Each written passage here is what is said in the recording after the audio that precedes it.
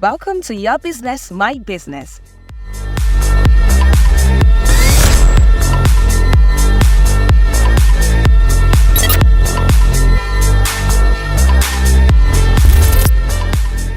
A show dedicated to showcasing small and medium businesses in Nigeria and beyond. Let's help you grow your entrepreneurship journey. It's another beautiful day. Welcome to another episode of Your Business, My Business. My name is Faith Oyewale. Today's episode is a good one. Today we are speaking with a woman who has been in the culinary industry over 30 years, navigating growth, change, and entrepreneurship in Nigeria. It is so good to have you, ma'am. Hi, good afternoon. Good afternoon to you, ma'am. So for those people who actually do not know you and would love to know you, so how would you introduce yourself to them? My name is Funmi Ajose-Adeogun. I am the MD CEO of Delina Culinary Creations Limited, formerly Delina Bakery and Confectionary Limited. We just recently rebranded. As you said, we've been in business this is our 34th year. Oh. We started as a bakery, and from a bakery we went to restaurants, and now we're into sort of corporate catering, gourmet catering, and that's what we do. I was previously a banker, if you'd believe that. But I followed my passion because it's always been my passion to be in the food business. Talking about going into you want a banker, I've sorry ma'am, but I've gone through your profile a bit, and I'm wondering why you would move from being a banker to the culinary business.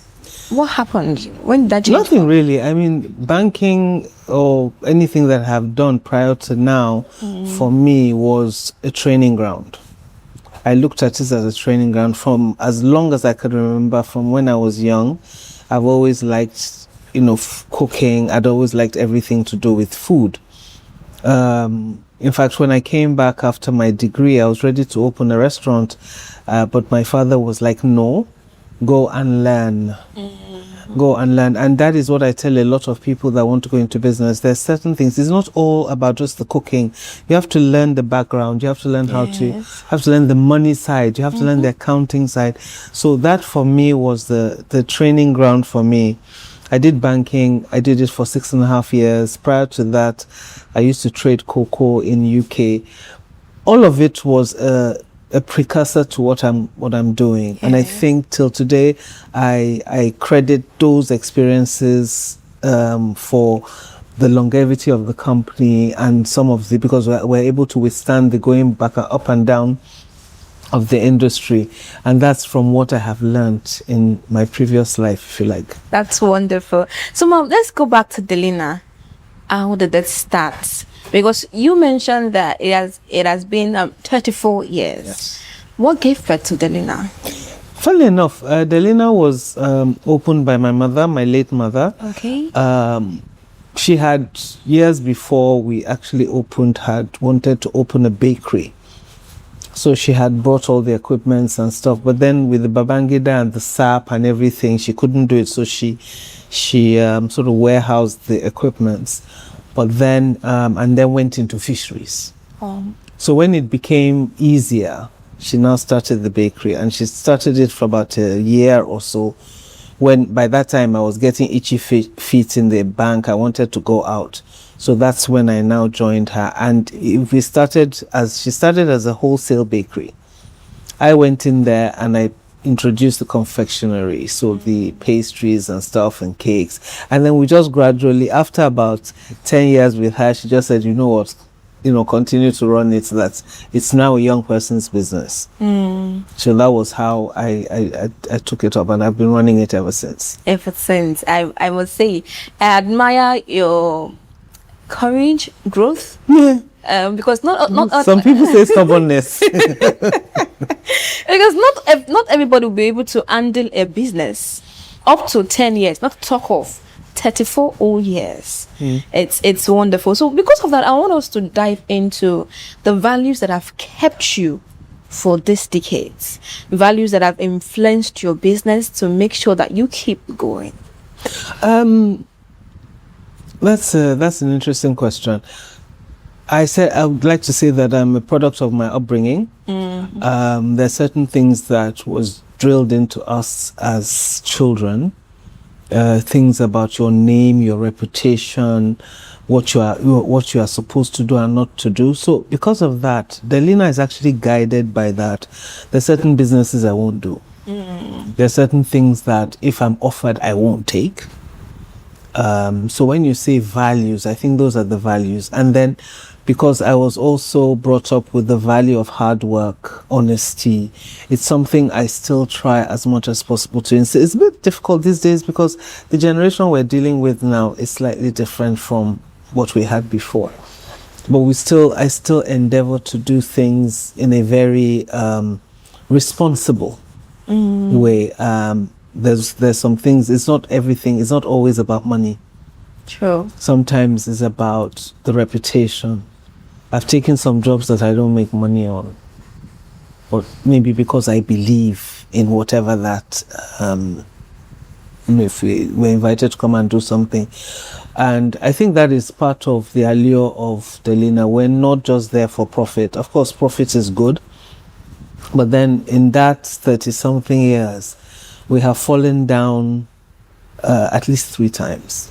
Wow. And when I said fallen down, I mean ready to close because of either fraud or something. But I just, I'm down for a couple of months and I'm like, what else are you going to do? And I get up, dust myself off, and we start again. And we continue to reinvent ourselves. That's another thing that when people say, what is the secret of how long you've been in business? It's your ability to constantly reinvent yourself. Mm-hmm. In Nigeria, we're a country of copycats. As soon as I open a business, 10 people will open it because they think they can do it. Now, that is the surefire way to fail if you stay in one position. So once you open a business, you're thinking of the next thing because they're behind you. The next thing. So, people are constantly having to catch up with you. The day you stop is the day the business will die. Mm-hmm.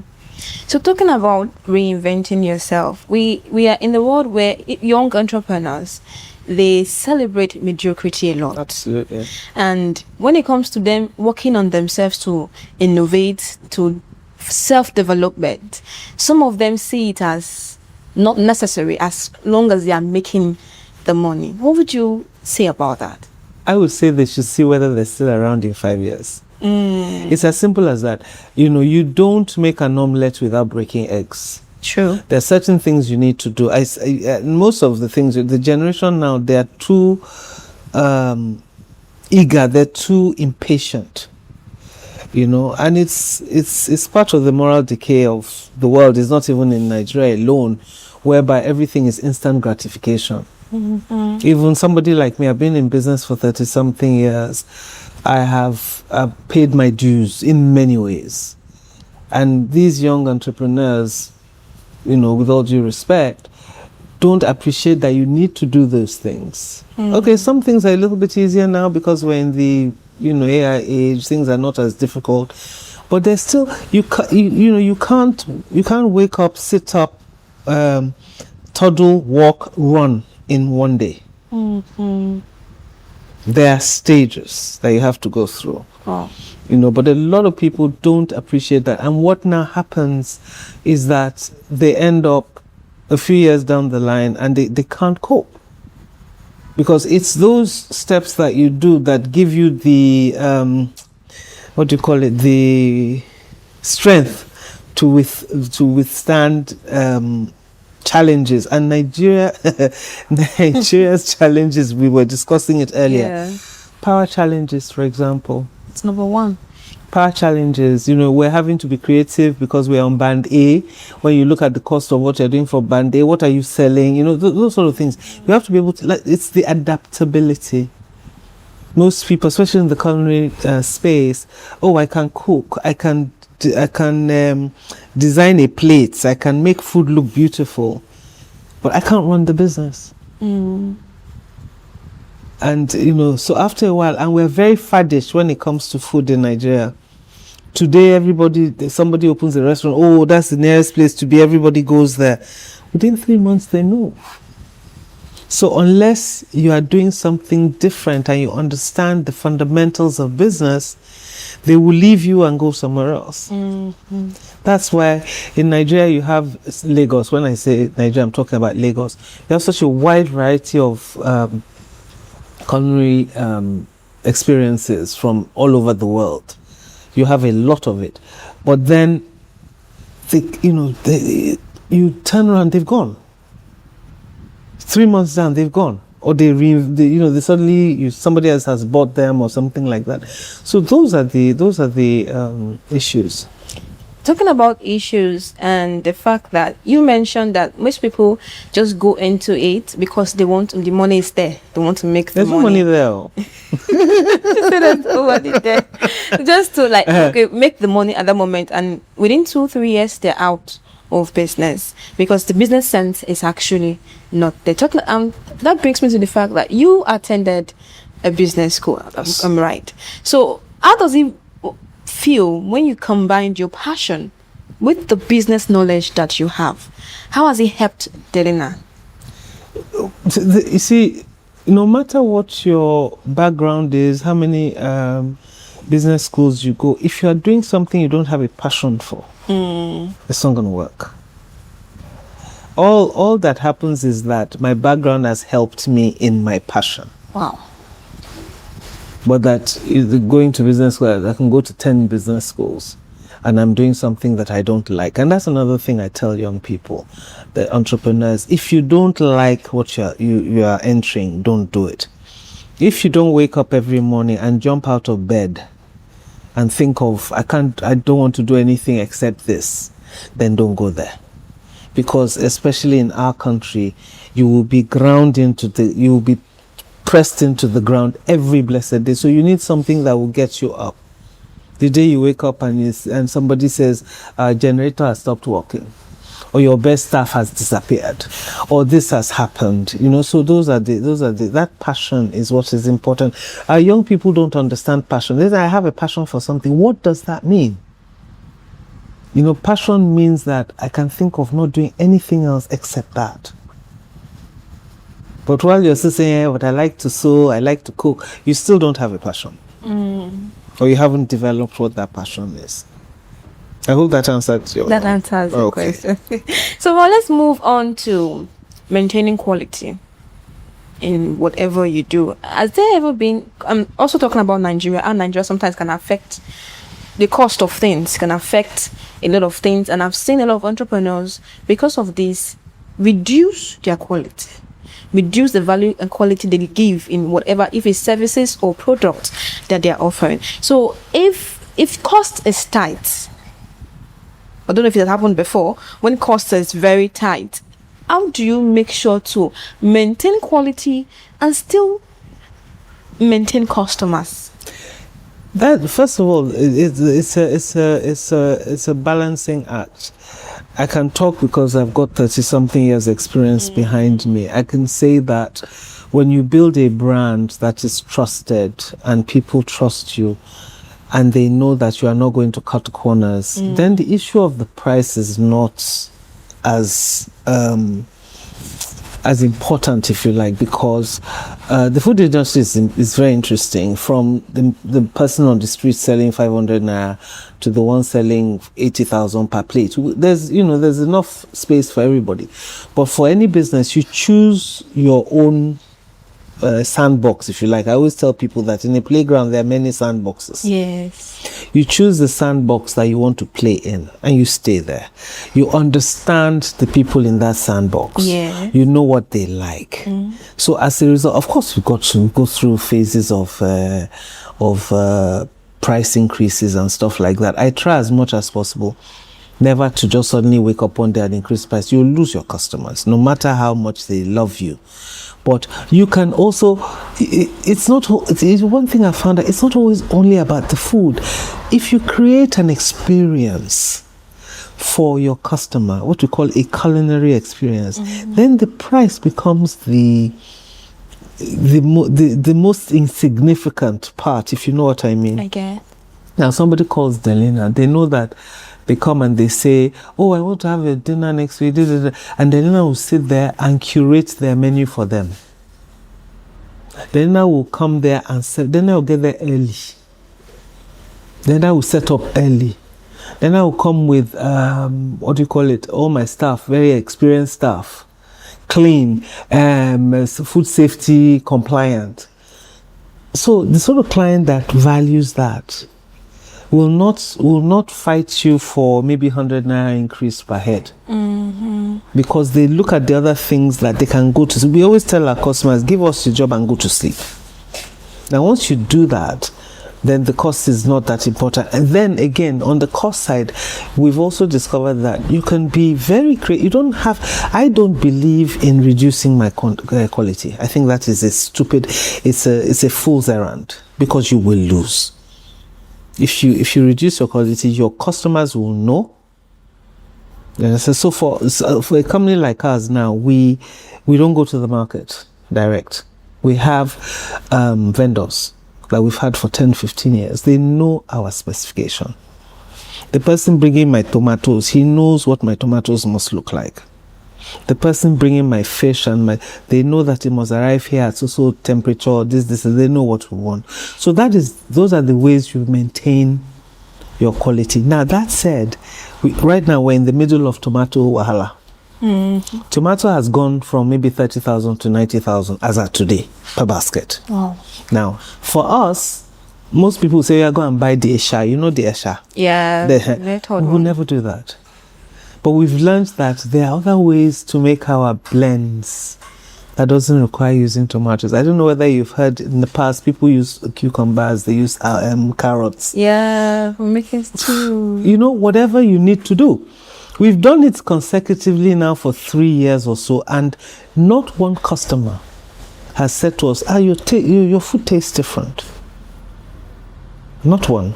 And that is because behind all our recipes, I formulate all our recipes. Okay. Behind all our recipes is an attempt to get it right.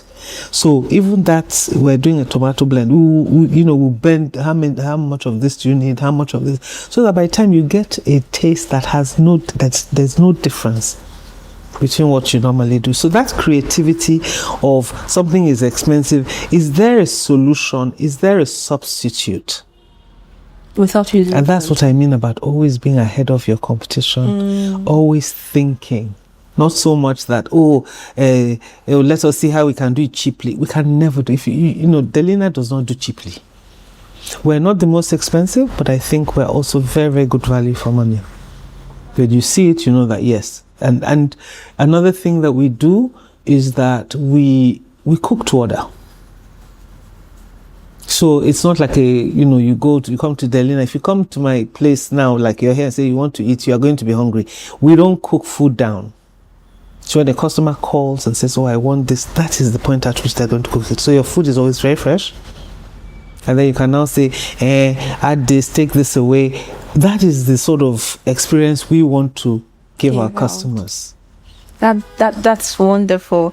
I'm actually learning a lot. Even as someone who is if I want to get into the point of being an entrepreneur for up to 30 years, I'm going to remember this and said I learned something from Mama Funmi. Something that is, the takeaway is something that I cannot throw away. It is. We are still in the conversation. We are not going anywhere. We're coming back to make sure you learn more as an entrepreneur. Stay tuned.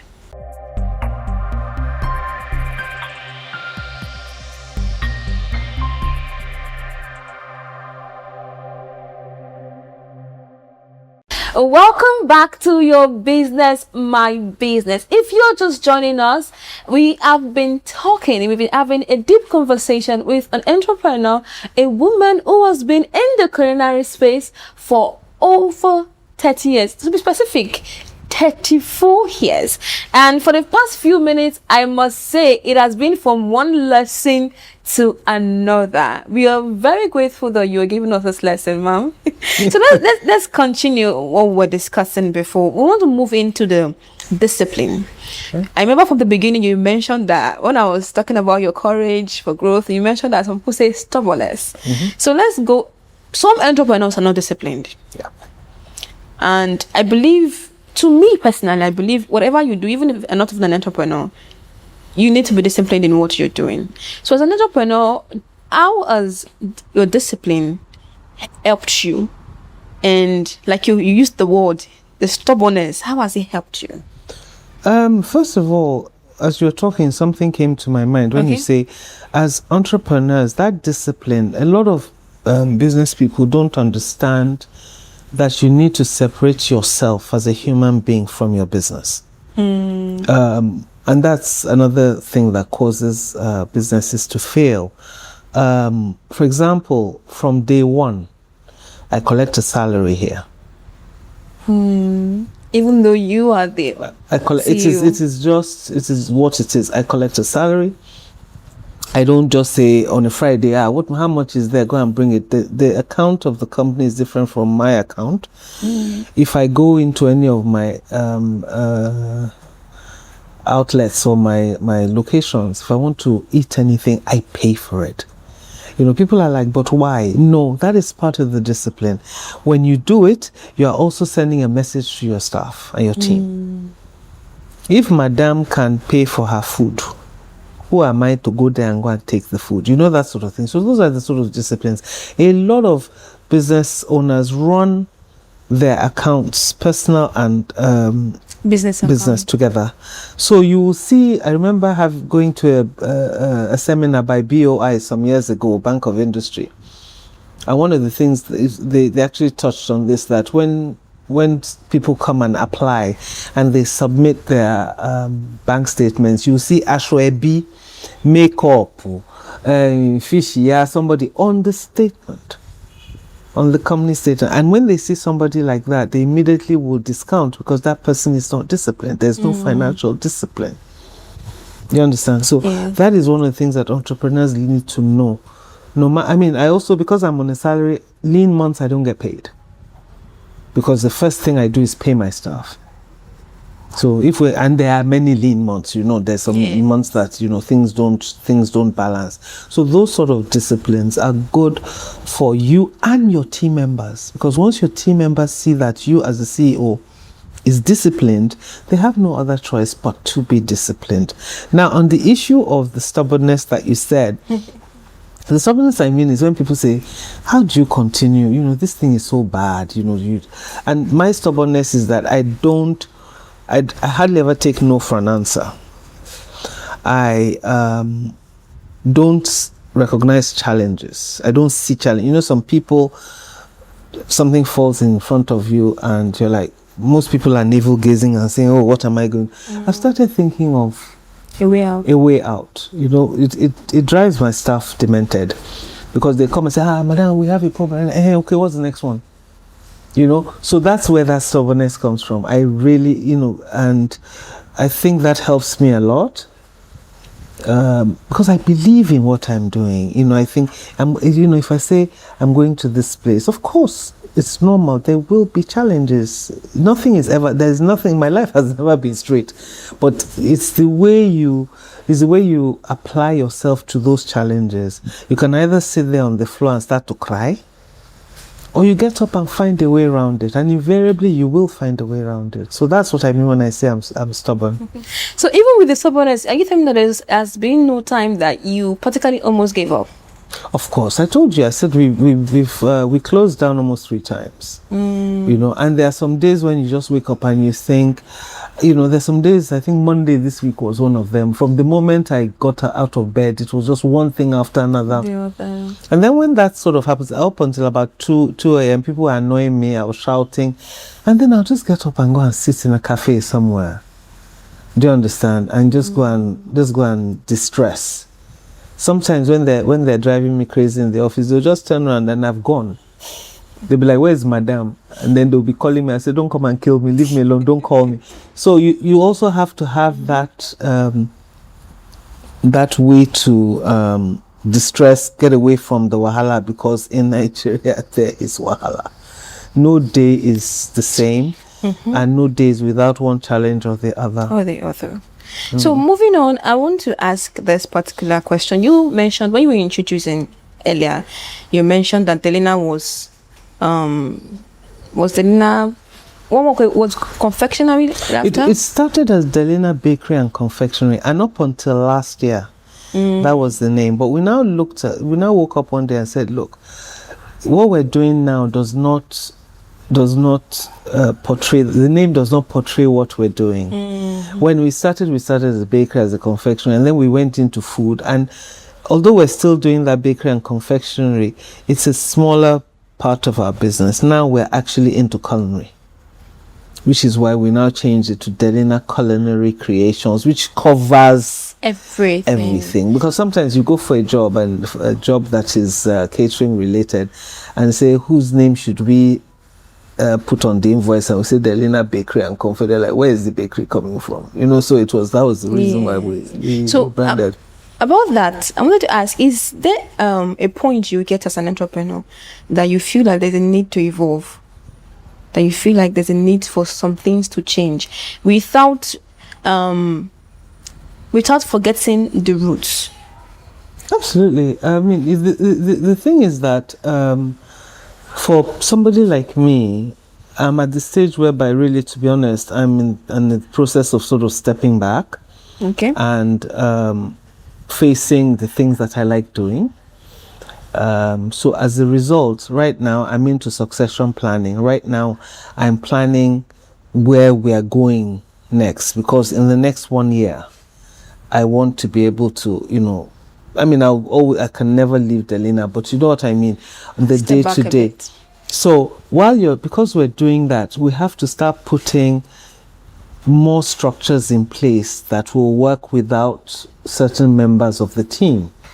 In other words, we are grooming a level, a cadre that will take it. And to be honest with you, the business has changed. You have young people that have young ideas. Just like when I went in with my mother, I went in with new ideas. True. Do you understand? So right now I've got my child, my daughter. She too is helping out right now, and she's bringing in different ideas so that the next level will have nothing to do with me. And that's as it should be, because that's another thing. Having businesses that transcend generations in Nigeria is very rare. You never see it for some reason. And I'm hoping that Delina will be an exception to that rule. When you look at some businesses, as soon as the owner dies, the company dies, or as soon as something happens to the owner, the business dies. I'm praying that does not happen with us. So that explains putting structure for every Any business must have structures. Any business must have structures. Any business must have what you call SOPs, policies, that sort of thing. We constantly have to change. It's not a static. It's not a static exercise. We wake up every day either through global practices have changed or whatever, and we have to keep modifying those policies, those procedures. So that's it. That's wonderful, ma'am. So before we go, I would like you to personally talk to entrepreneurs. So we have the nonchalant ones, we have the hardworking ones, we have the stubborn ones, just like you mentioned earlier. But then sometimes I feel like they need to learn from people who has lived it for years, which is you. So I would like you to say a word to those entrepreneurs there who are just starting out, but it feels like a lot of things have not been put in place. It feels like they're not even, structure is not there, discipline is not there, a lot of things that should be there. As someone who has the experience of over 3 decades, what would you say to them? First and foremost, if you're calling yourself an entrepreneur, it's because you have a burning passion to do something. I always say to people, never enter a business that you know nothing about. So the first thing is knowledge. You need to gain that knowledge. You need to know your business before you ask other people to come and work for your business. When we started the bakery, for example, I had to travel abroad. I went to work in some bakeries. I went abroad to learn how to decorate cakes. I went abroad to learn how to be a chef. Now, if you don't have that knowledge, do not go into business, because especially in our climate here, you will not last 3 months. That's number one. Number two, continuous improvement, self-development, and education.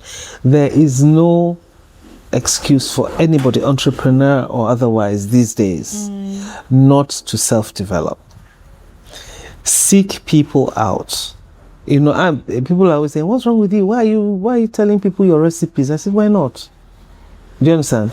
There are people who will be willing to help you along the way if you approach them in a certain way. I have some friends who have been bitten by it. You know, I don't think much about it, but there are some people who are purely transactional. You know, they'll say they want to mentor you. They want you to mentor them. You start, in the end, they'll steal your stuff. They'll misbehave. They'll do all sorts of things. They'll take from you to go and that doesn't work. So for any entrepreneur, knowledge, mentorship, self-development, and you know those, and then just general stubbornness. Just be intentional. Intentionality is also very important. This is what I want to do, so you attack it that way and make sure that you know.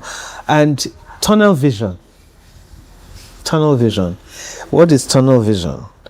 You know, this is where I'm going. No distractions. Because if you get distracted, you will not get to where you are trying to go. So that I mean, I'm not going to say that I'm the fountain of all knowledge to everybody, but I mean, from my own experience, those are the things that I think, you know, any entrepreneur needs to imbibe. You know, you need to know your craft. Know your craft. Thank you so much, ma'am. But before we go, one last question. Don't you mentioned that there is succession in place, particularly like you're very soon going to hand over, but it doesn't affect the fact that you have plans for the next 5 years. You have plans for. So where do you see Delina in the next 5 to 10 years? We want to first of all conquer Africa. Okay. The idea is, I don't know if you know about Oktoberfest food fiesta. Yeah, Independence where we are showcasing foods from Nigeria. It's really funny when you look at where we're coming from. We have now become the experts in Nigerian cuisine from all over the country, which is, I mean, you never know where you're going to go in life, you know. That's where we are. So the next stage, one of the next things we want to do is we want to now go and do that same thing in Africa. What's the cuisine of Ghana? Because Gabon, because what we find is that they're very similar. They're very, very similar. So we want to try and explore that. So that is one. And just continue to do better in what we're doing now. So in the next 5 years, I'm hoping that we'll be able to go beyond where we are now and have people running after us as usual. It's funny how Mama is already, I will not say you're old, but you're already of a certain age. I'm trying to. You're trying to be polite. Yes. Okay. But then you are still dreaming big. Yes. Not even young entrepreneurs nowadays, they don't dream big. You have to dream big. And it's something me myself I'm learning from. We want to say a big thank you to our mama, Mrs. Funmi Ajose-Adeogun. Am I correct with the pronunciation?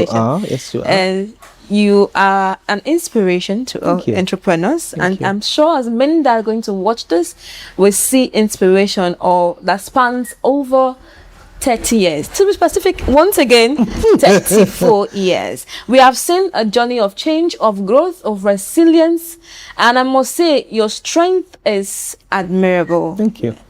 We love it. And that is it for this episode of Your Business, My Business. Do not forget, we always come to your faces and we're not going to leave your faces. Stay tuned because we have more for you on Rapid TV. I remain Faith Oyewale. Bye. Welcome to Your Business, My Business.